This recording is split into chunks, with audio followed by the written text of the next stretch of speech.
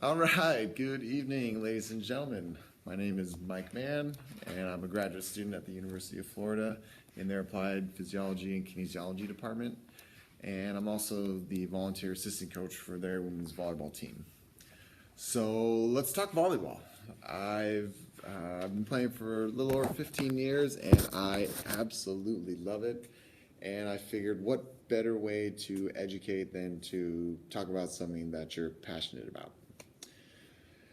Uh, in the world of athletics, there are several science-based areas of interest that we could talk about. We have injury prevention, performance skill acquisition, training programs, power, strength, endurance, nutrition, recovery. But I want to talk about fatigue today. Um, as an athlete growing up, I wasn't educated on fatigue. I had no real understanding of what it was. The basics of it was I would play a game and be tired. I'd want to eat and go to sleep. And that was pretty much the extent of my understanding of, of fatigue.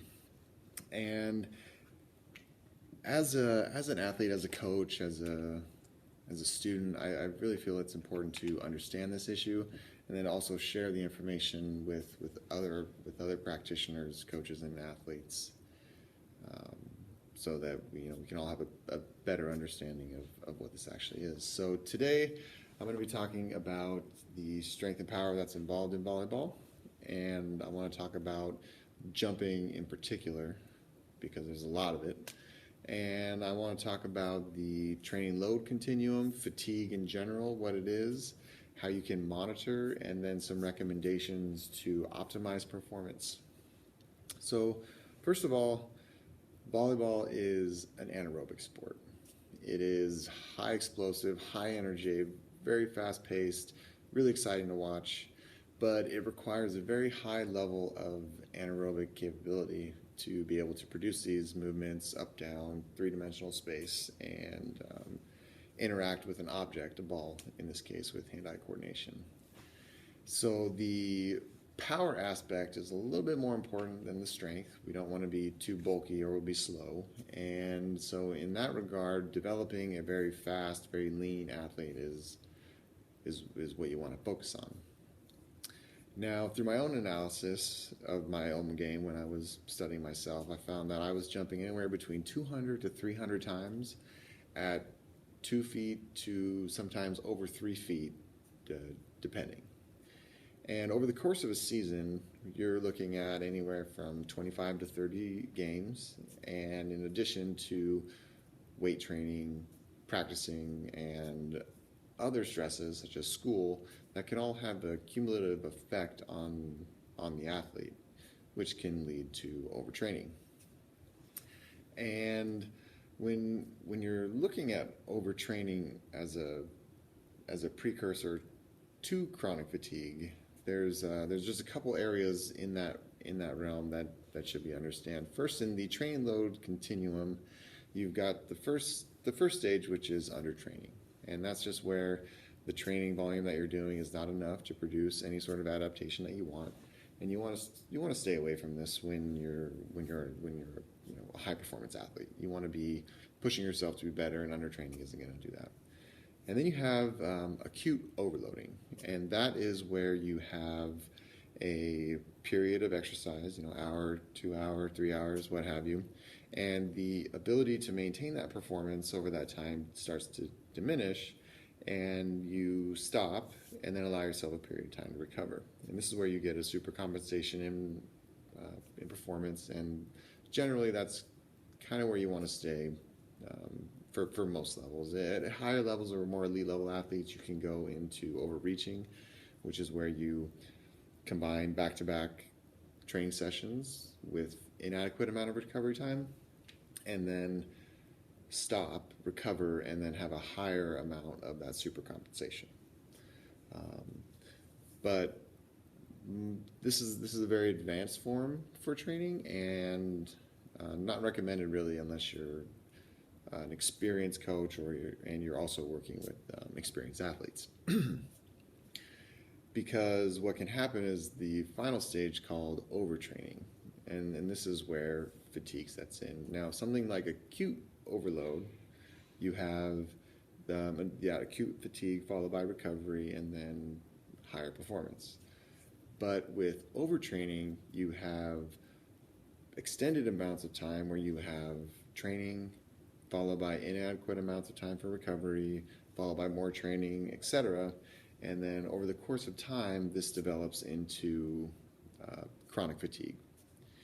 And chronic fatigue is really dangerous because during a season, there's a really big temptation to overreach or to overtrain, because a lot of times there's a great deal of pressure on the athletes and the coaches to perform well and to have wins, right? We all want to be winners in any sport that we play. But the trade-off from high amounts of volume, especially in volleyball, the jumping aspect can be detrimental to the overall performance over time. Now, in isolated events, it's fine, but over extended periods of time, you can have that overtraining effect and lead to fatigue. So, what do we need to do? It's a balance. It's a balance between skill performance enhancement, strength and power levels, increasing or maintaining, while you're also monitoring the signs of fatigue so that you can know when to stop or when to lower the amount or intensity of the training that you're having. So how do we monitor fatigue? What does it look like? Is it just somebody who didn't get enough sleep? Are they in a bad mood? Are their grades slipping? What are they? Well, there are some general guidelines for monitoring the signs of fatigue, and these are very important to watch with your athletes. And these are going to be things like just general fatigue. Come to practice and just not performing at the expected level or the needed level. They can be things like weight loss, recurring headaches, diarrhea, loss of appetite, no desire to train, no desire to play. They can be sleeplessness, and also onset of illnesses like the flu, colds, what have you. And while none of these are really very serious on their own, if they're continuing for a long period of time or they're compounding by being added together, then that's where you want to be on the lookout and maybe want to think about stopping training or lowering the intensity or the volume or the amount of training that you're doing. So how do we avoid fatigue? Well, you can just not work out, and that'll do it for you. But as coaches, we want to train, and so when you're training and you're looking at optimizing performances, the one thing that you really want to focus on is recovery.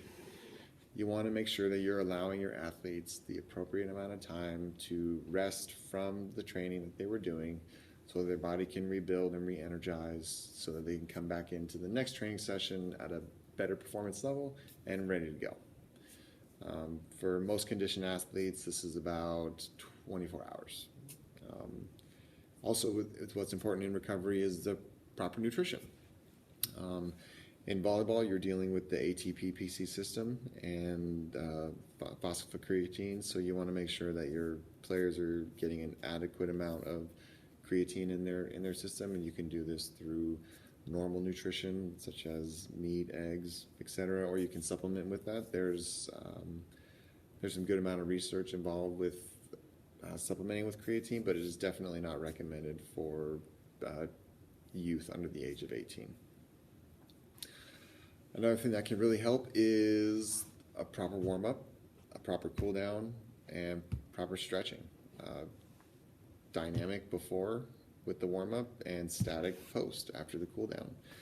And this can really help move the waste materials out of the body and can help to lessen the overloading effect from a training session.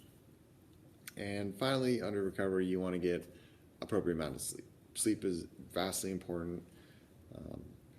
Studies vary depending on how much you need, but 8 hours should be good enough for any athlete to rebuild and re-energize during their sleep cycle. The last thing you want to do is kind of a no-brainer, but you want to avoid overtraining. You want to keep the training sessions focused. You don't want to move away from something that's going to be irrelevant. You don't want to play soccer if you're a volleyball player. You want to stay on task and be motivated for whatever sort of drill or practice objective that you have. The other is make sure that you're giving your players adequate amounts of rest in between different session activities. You don't just want to have them jump for 2 hours straight. They'll move out of that 80% to 100% max effort zone and start to detrain or decondition due to specificity. And also you want to stay in specificity for your particular sport, in this case volleyball.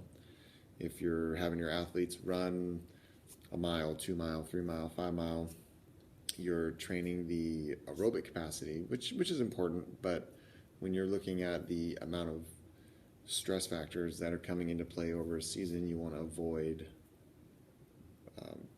extra work that's not relevant to the sport. And finally, use equipment that will help to mitigate certain levels of the sport. For example, if you're going to be having attacking practice, see if you can get on some boxes or have tools for blocking so that two people don't have to exert effort for one skill. Jump serving machines, float machines, there's all kinds of tools out there available for you if you need them. So I hope this has been helpful for you. I've certainly learned a lot over the past semester, and this is kind of in the nutshell, brief version of the subject. So if you like it, please comment below. I have my resources listed. If you have questions, please put in the comment, and I'll do my very best to answer you. Thank you very much for your time, and hope you have a great one. Thank you.